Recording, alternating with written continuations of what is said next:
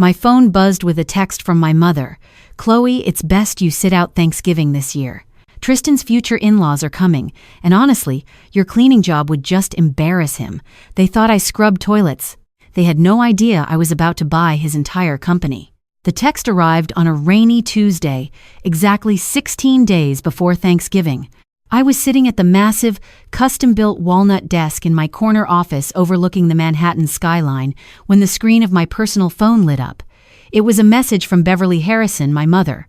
I didn't even have to open it fully to know it was going to sting, but I tapped the notification anyway. "Hi, Chloe.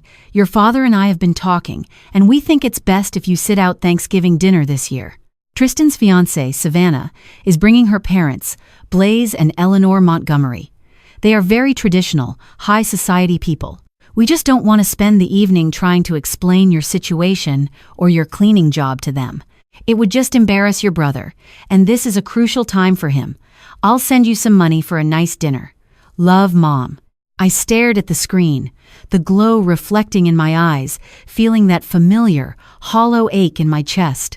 Even at 28, even after everything I had accomplished, they still had the power to make me feel like the dirt beneath their expensive country club shoes. To understand the sheer audacity of that text, you have to understand the dynamic of the Harrison family. We grew up in Stamford, Connecticut. My father, Richard, was a luxury real estate broker who cared more about his handicap at the Oak Creek Golf and Tennis Club than his own children. My mother, Beverly, was a professional socialite, an architect of appearances. And then there was Tristan. Tristan was the golden child. 3 years older than me, he was groomed for greatness from the moment he could walk. Private tutors, lacrosse camps, an Ivy League education at Cornell, all fully funded by the bank of Mom and Dad. Tristan was handsome, arrogant, and thoroughly convinced that the universe owed him a seat at the head of the table. I, on the other hand, was the disappointment. I was dyslexic, rebellious, and utterly uninterested in the suffocating pageantry of their social circles. When I barely scraped through high school, my parents sat me down and delivered their ultimatum. There would be no college fund for me unless I went to the polite, respectable liberal arts college of their choosing. I told them to keep their money. I packed my bags at 18, moved into a cramped, moldy apartment in Queens, and got to work. My parents told their friends I was finding myself. In reality, I was working 3 jobs, but the one that stuck, the one that changed my life, was working for a grim, rough-around-the-edges guy named Sal, who ran a foreclosure and trauma cleanup crew. It wasn't glamorous. In fact, it was the exact opposite. We cleaned up the messes no one else wanted to touch. Hoarding situations, industrial accidents, unattended deaths. The last time I saw my family was Christmas, 4 years ago. I had just started my own LLC, and my hands were blistered, my fingernails permanently stained from industrial-grade solvents. Tristan, clad in a $1,000 cashmere sweater, had laughed out loud when I told them I started a cleaning company. "So, what? You're a maid?" Tristan had sneered, swirling his scotch. "Chloe, for God's sake, if you need a few bucks, just ask. You don't have to scrub toilets like a peasant. Savannah's family is coming into town next month. Please don't tell anyone this is what you do." I didn't argue. I didn't defend myself. I just ate my dinner, left early, and never corrected their assumptions. They didn't know that over the next 4 years, I didn't just scrub toilets. I built an empire. I recognized early on that trauma and biohazard cleanup was a fragmented, highly lucrative industry desperately in need of corporate consolidation and professionalization. I bought out Sal. Then I bought out 3 competitors in New Jersey. I secured massive, multi-million-dollar municipal contracts with the city of New York, Boston, and Philadelphia to handle civic bio-waste management. Today, my company, Apex Environmental Solutions, employs over 400 people across the East Coast. We own fleets of specialized vehicles, a proprietary chemical supply line, and a hazardous waste disposal facility. I didn't reply to my mother's text immediately. I stood up, walked to the floor-to-ceiling windows of my Tribeca penthouse office, and looked down at the city. My parents were offering to send me money for a nice dinner while I was currently sitting on a personal net worth north of $45 million.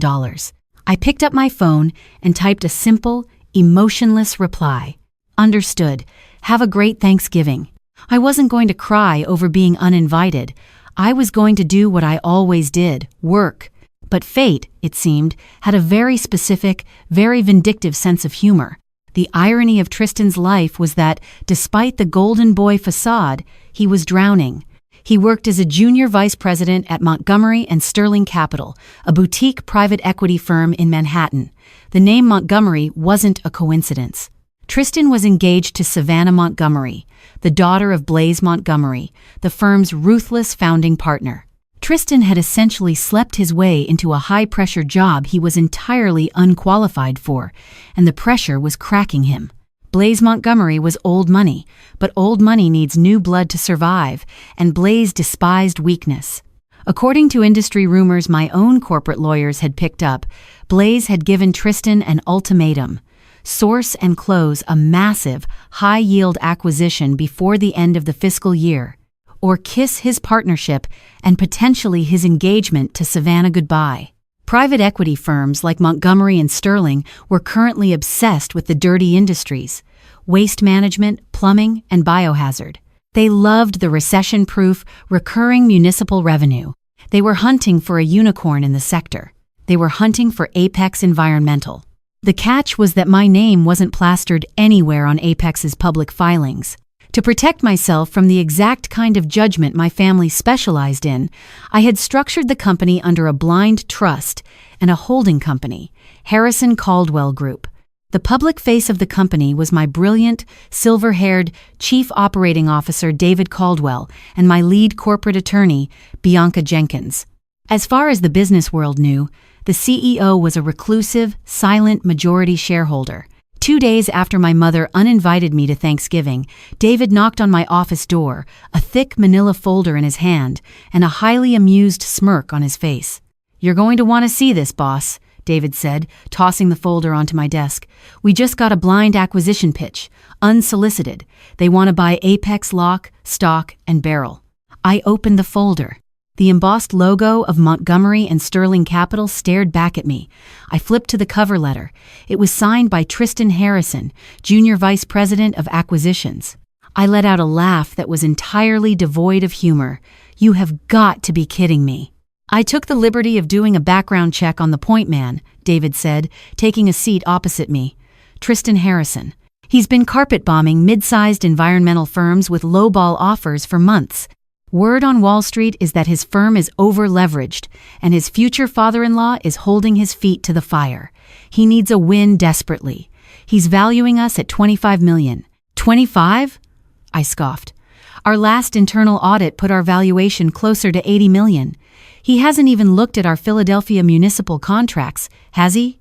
"He's an idiot in a nice suit," David summarized perfectly. "Should I draft the standard rejection letter and tell him to go play in traffic?"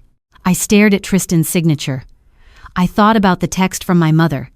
"Your cleaning job would just embarrass him." I thought about Tristan sneering at my calloused hands, sipping his scotch, entirely unaware of the blood, sweat, and literal tears it took to build something from nothing. A cold, razor-sharp idea began to form in my mind. "No, David," I said softly, closing the folder. "Don't reject him. Engage." David raised an eyebrow. "Engage? Chloe, this guy is a shark, but a desperate one. We don't want to waste our time." "Tristan Harrison is my brother," I said. The silence in the office was deafening. David's jaw literally dropped. "You're... what? The brother you told me about? The one who thinks you clean gutters for minimum wage?" "The very same," I smiled, though I knew it didn't reach my eyes. "He doesn't know I own Apex. He thinks he's pitching to you and a faceless board of directors. Let's play along. Set up a preliminary Zoom call for tomorrow. Tell him you represent the CEO and the board. Let him make his pitch." "And what will you be doing?" David asked, a mischievous glint replacing his shock. "I'll be sitting right next to you, off camera," I said. "Let's see just how good of a businessman my brother really is." The next afternoon, the trap was set. We used the main conference room. David sat at the head of the long oak table, looking every inch the seasoned corporate veteran.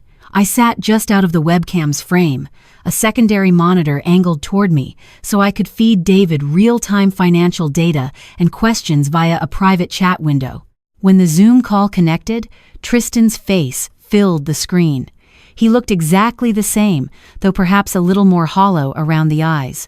The stress was eating him alive.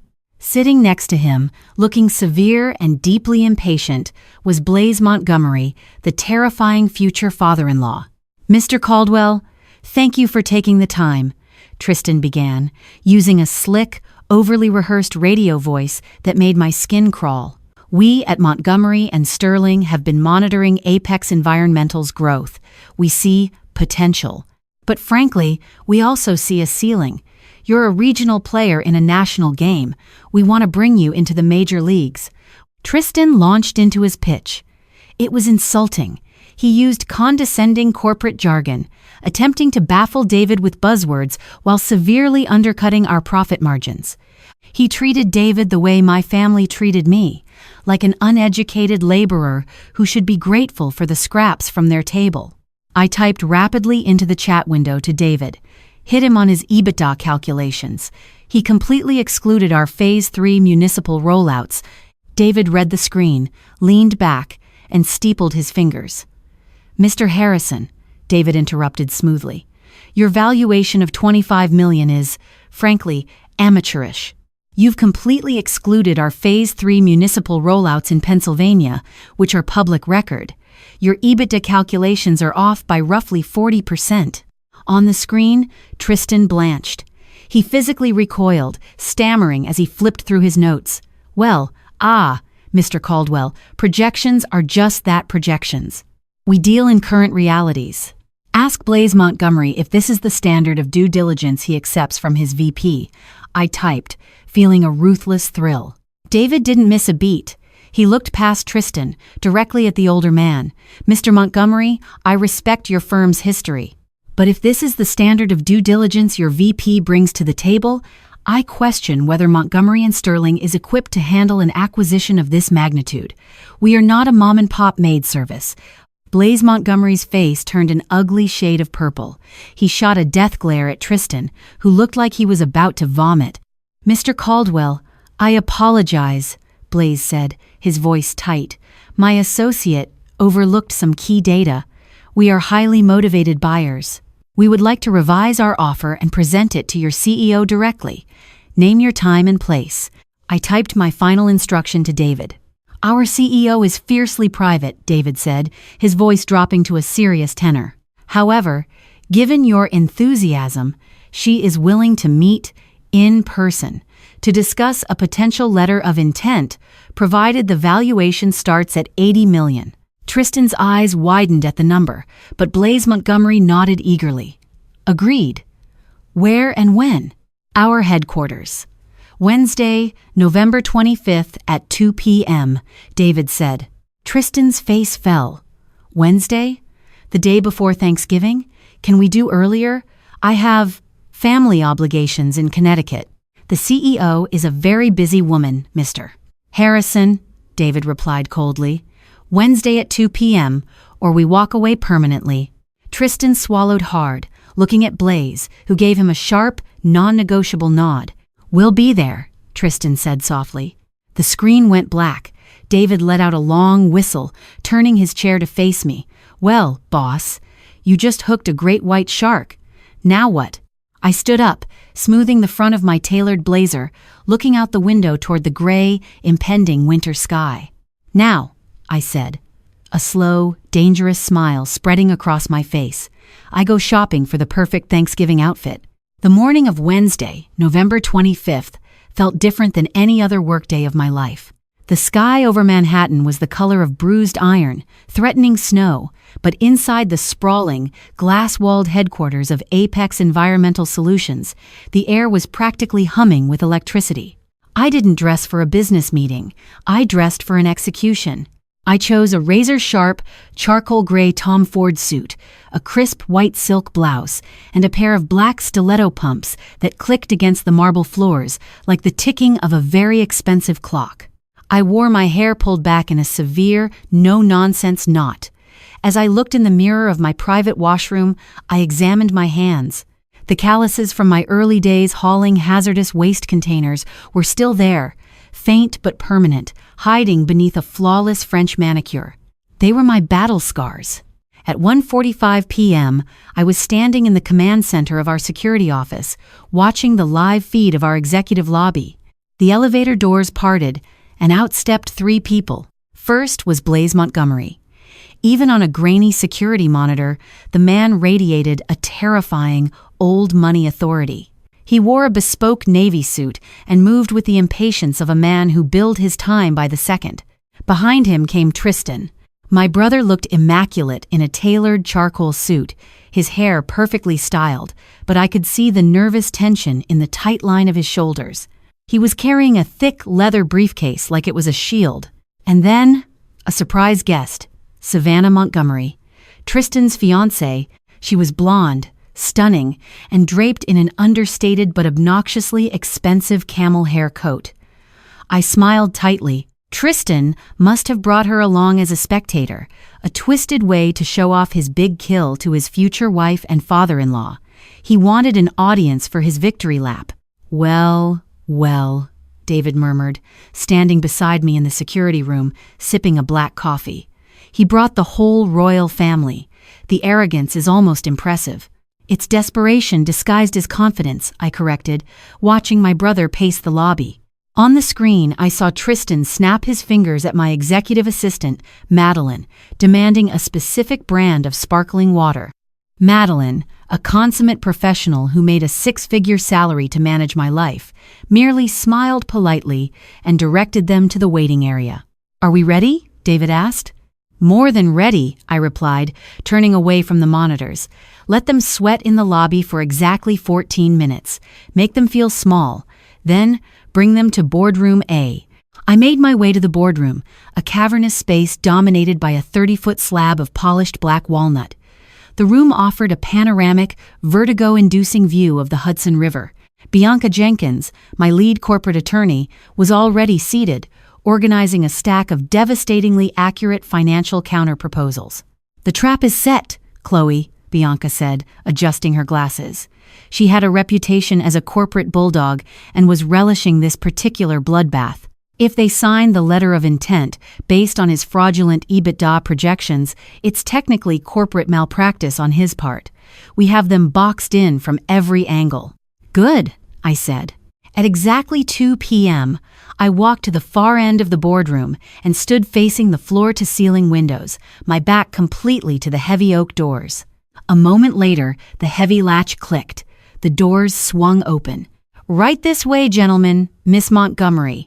Madeline's voice echoed into the room. Footsteps filed in. The soft rustle of expensive fabrics, the pulling out of leather chairs.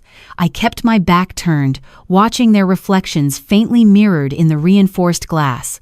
"Mr. Caldwell," Blaise Montgomery barked, his voice gravelly and commanding. "A pleasure. We have a tight schedule, as I'm sure your CEO does. We brought the revised letter of intent. 80 million, as requested. Let's get the formalities out of the way so we can get back to Connecticut for the holiday." "Of course, Mr. Montgomery," David said smoothly, his voice dripping with professional courtesy. "We appreciate your flexibility. However, before we discuss any signatures, my CEO would like a word regarding the preliminary due diligence your firm submitted." Naturally, Tristan chimed in. His radio voice was back, slick and eager to please. "I'm happy to walk the CEO through my methodology. I assure you, my valuations are ironclad." "I highly doubt that, Tristan," I said. The words hung in the air, cold and sharp. I didn't turn around immediately. I let the silence stretch, suffocating the room. I could see their blurry reflections in the glass. Tristan froze, his hand hovering over his briefcase. "Excuse me?" Blaise demanded. "Who is speaking?" Slowly, deliberately, I turned around. The expression on my brother's face was a masterpiece of human malfunction. Tristan stared at me. He blinked once, twice, his brain desperately trying to reconcile the woman standing at the head of a multi-million-dollar boardroom with the sister he believed scrubbed toilets for minimum wage. The color drained from his face so fast, I thought he might pass out. "Chloe?" Tristan whispered, the slickness entirely gone from his voice. It cracked like a prepubescent boy's. "What? What are you doing here?" Savannah frowned, looking back and forth between us. "Tristan, do you know this woman's assistant?" Tristan ignored her, his eyes darting frantically around the room, from David to Bianca, and finally back to me. A nervous, condescending laugh bubbled up from his throat. "Chloe, seriously. Are you part of the cleaning staff here? Did you sneak in? You need to leave right now. This is a highly confidential corporate negotiation. If you ruin this for me—" "Mr. Harrison," David interrupted, his voice cracking like a whip. "You will address the founder, CEO, and majority shareholder of Apex Environmental Solutions with the respect her position demands." Blaise Montgomery's head snapped toward David, then toward me. "CEO? What the hell is going on here? Tristan, who is this woman?" "She," Tristan stammered, his hands visibly shaking now. She's my sister." "Your sister?" Blaise roared, slamming his hand onto the walnut table. The coffee cups rattled. "You told me the CEO was a reclusive 50-year-old man. You told me you had inside leverage. You are pitching a buyout to your own sister?" "Blaise, I didn't know," Tristan pleaded, shrinking back in his chair. "She cleans houses. She's a maid. She's a liar." "I clean up biohazards, Tristan," I corrected smoothly, walking toward the head of the table and taking my seat. I folded my hands in front of me, leaning forward. Industrial waste, chemical spills, and municipal forensics. I own the largest private environmental cleanup infrastructure on the East Coast. You would know that if you had actually done your due diligence, instead of trying to lowball a company you clearly don't understand. Savannah gasped softly, her hand flying to her mouth. She looked at Tristan with sudden, glaring disgust. "Tristan, you told my father you had this deal locked." "I did. I do." Tristan panicked, opening his briefcase and frantically pulling out the $80 million letter of intent. He slid it across the table toward me like a peace offering. "Chloe, look. $80 million. We're offering $80 million. You're rich. We can do this right now. Keep it in the family, right? Come on, Chloe." For Dad. I didn't even look at the document. I looked at Bianca. Bianca slid a sleek, black folder across the table, stopping right in front of Blaise Montgomery. "Mr. Montgomery," I said, my voice completely devoid of emotion. "That is a comprehensive audit of the pitch your future son-in-law brought to us yesterday. He undervalued my company by 60%. He entirely fabricated a risk assessment regarding our federal contracts to justify his lowball offer. In short, he committed fraud to try and force a cheap acquisition to save his own job." Blaise opened the folder. His eyes scanned the top page. His jaw clenched so hard I could hear his teeth grinding from 10 feet away. Furthermore, Bianca Jenkins added, her tone lethal, if Tristan had succeeded in tricking an independent board into signing his original term sheet, it would have exposed Montgomery and Sterling to a massive, multi-state class action lawsuit for deceptive trade practices. He didn't just almost lose you a deal, Mr. Montgomery. He almost lost you your firm. Blaise slammed the folder shut. He turned slowly to look at Tristan. It was the look a butcher gives a slab of meat. "Blaise, I can explain," Tristan begged, tears actually forming in his eyes. He looked pathetic, the golden child, stripped of his armor, completely exposed. "The market research was flawed. I trusted my analysts." "Shut up," Blaise hissed, his voice dangerously low. He stood up, towering over Tristan. "You are finished. At my firm, in this city. Do you understand me?" "Daddy, wait. The wedding," Savannah started to protest. "There is no wedding, Savannah," Blaise barked, not breaking eye contact with Tristan. "I will not have this incompetent fraud attach his name to our family." Tristan looked completely broken. He turned to me, his face twisted in a mixture of rage and desperate, pleading agony. "Chloe, please, you have to tell him. Tell him I'm a good businessman. Tell him this is a misunderstanding." We're family. You can't let him do this to me. I sat back in my chair, the plush leather yielding to my weight. I looked at my older brother, the man who had mocked me, the man whose parents had just banished me from a holiday dinner so I wouldn't stain his flawless reputation. I picked up my phone from the table. I tapped the screen, opening the text message from 2 days ago. I turned the phone around and slid it across the smooth wood until it rested right in front of Tristan. "Read it, Tristan," I commanded softly.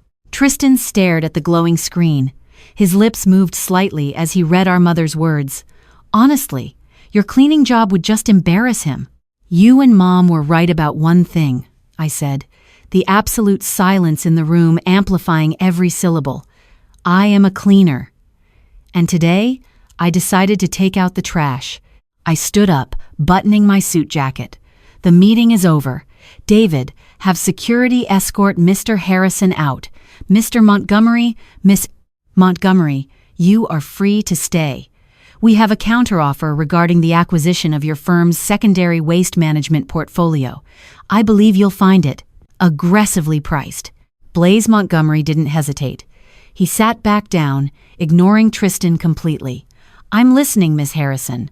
Tristan sat there, frozen, as David motioned for the 2 burly security guards waiting outside the glass doors. As they hauled my stammering, crying brother out of the boardroom he had walked into like a conquering king, I felt a deep, profound sense of closure.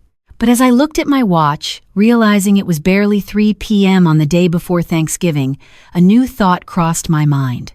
My parents still thought I was sitting in a dingy apartment, crying over a turkey sandwich while they prepared to host the Montgomerys. Tristan's career was destroyed, but the Harrison family facade was still standing, and I had absolutely nothing planned for tomorrow. Thanksgiving morning in Stamford, Connecticut, is usually a picturesque display of autumn wealth. Leaves the color of crushed garnets and burnt gold line the sweeping driveways of the Oak Creek gated community. As my chauffeur-driven, obsidian-black Mercedes Maybach glided past the security checkpoint, the guard too intimidated by the car to even ask for my name, I felt a strange sense of calm wash over me. I wasn't wearing the hazardous materials suit of my past, nor the corporate armor of my boardroom present.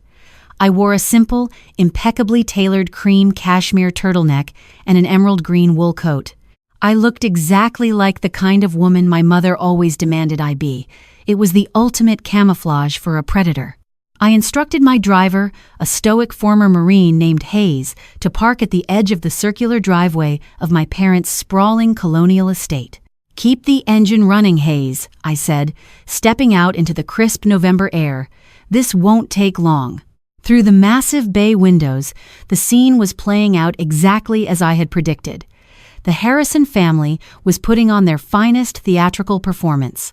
The dining room table was set for 6, groaning under the weight of crystal stemware, imported silver, and a colossal floral centerpiece that probably cost more than my first month's rent in Queens.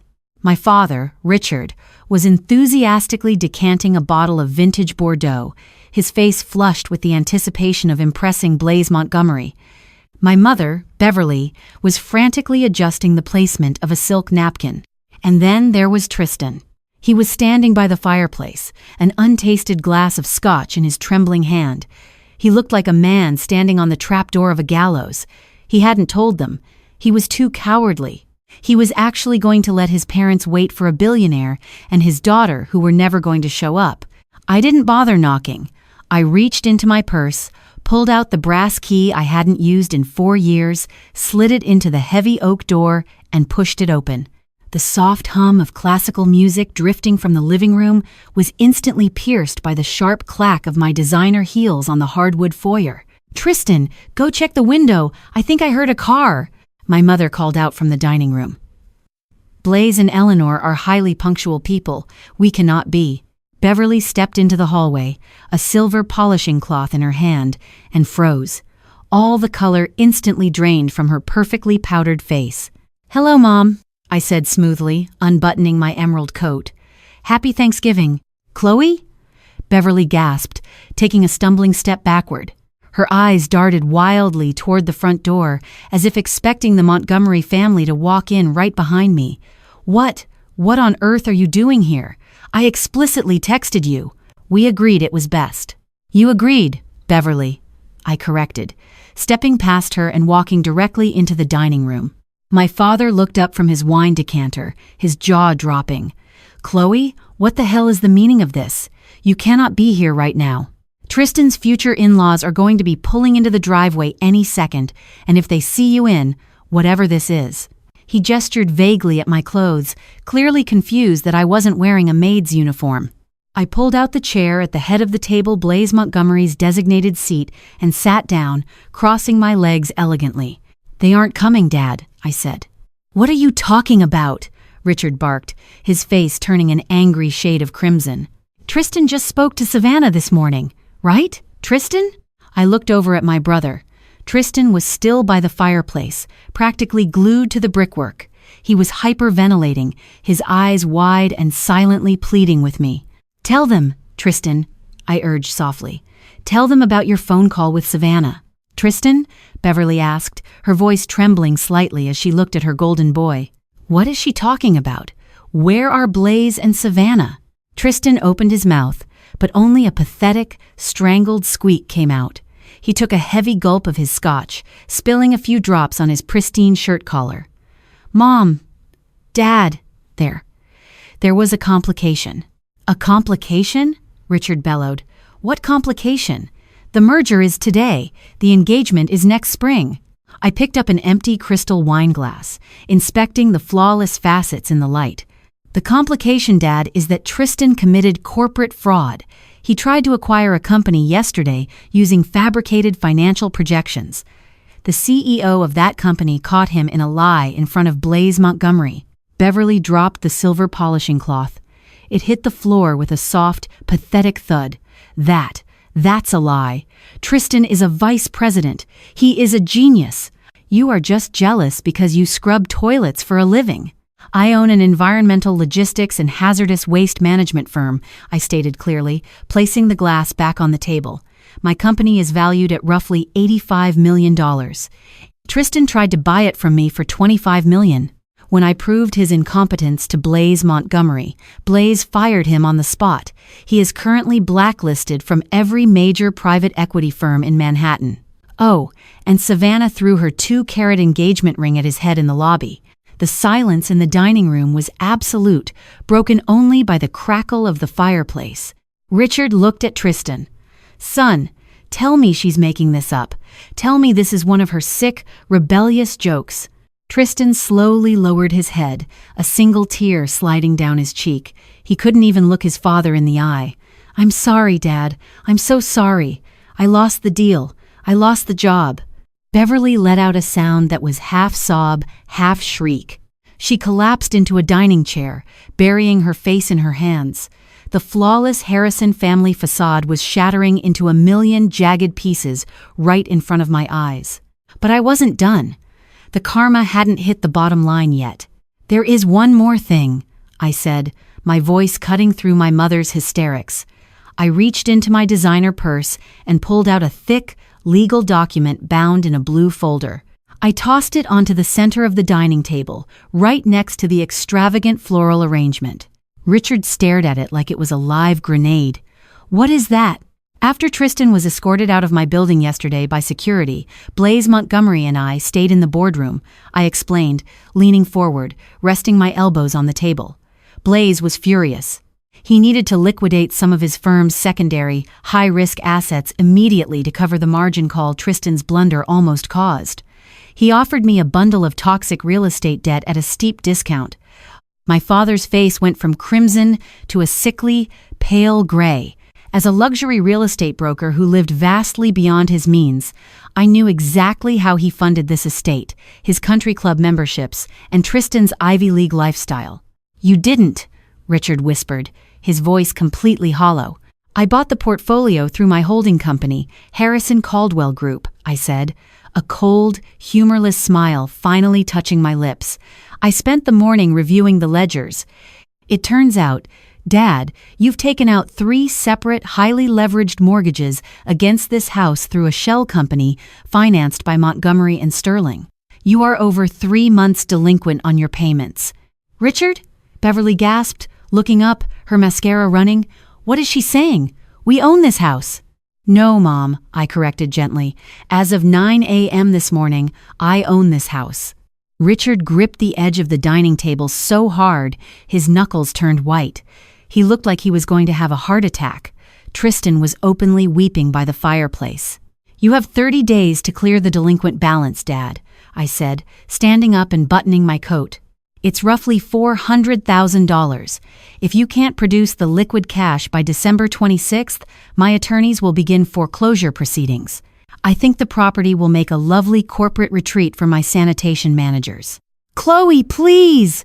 Beverly screamed, suddenly lunging forward and grabbing the sleeve of my coat. You can't do this! We are your parents! This is your family! I looked down at her hands, manicured, soft, unblemished by a single day of hard labor. I gently, but firmly, pried her fingers off my cashmere sleeve. My family? I echoed, the words tasting like ash in my mouth. My family told me yesterday that my presence would embarrass them. My family left me to rot in a moldy apartment while they drank vintage wine and mocked my calloused hands. You reap what you sow, Mother. And the harvest is finally here. I turned on my heel and walked out of the dining room. I didn't look back as my father began shouting at Tristan, or as my mother collapsed into a fit of hysterical weeping. The heavy oak front door clicked shut behind me, sealing them inside their own perfectly decorated tomb of lies. I walked down the steps to the waiting Maybach. Hayes opened the door for me. To the Queen's warehouse, Hayes, I said, sinking into the plush leather seat. My crew is waiting. We have a real Thanksgiving dinner to get to. As the car pulled away from the Oak Creek gated community, leaving the Harrison estate in the rearview mirror forever, my phone buzzed. It was a picture from David, my COO. It showed 50 of my trauma cleanup employees sitting around a massive catered banquet table in our heated vehicle bay, smiling and holding up plastic cups of cider. I smiled, a real, genuine smile that reached all the way to my eyes. I had cleaned up the biggest toxic mess of my life. Now, it was time to celebrate.